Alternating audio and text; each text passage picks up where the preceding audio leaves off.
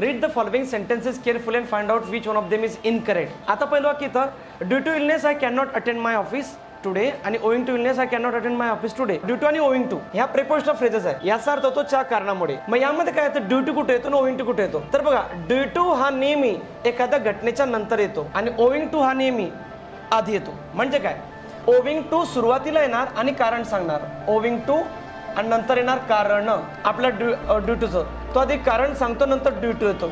म्हणजे एखादी घटना घडली असेल ते आधी सांगतो नंतर तो ड्यू टू सांगतो. आय फेल्ड काय कारण म्हणायचं, ड्यू टू माय इग्नोरन्स. मग आता मी ड्यू टू कुठे जोडला, एखादी क्रिया घडली आय फेल्ड मी नापास झालो त्याचं कारण काय, ड्यू टू माय इग्नोरन्स. हे जर मला ओविंग टू लिहायचं आहे आधी मी सुरुवातीला घेणार owing to my ignorance, owing to my ignorance I failed. तर थोडक्यात आपल्या शॉर्टकट भाषेत सांगतो ओविंग टू सुरुवातीला आणि ड्यू टू मध्ये.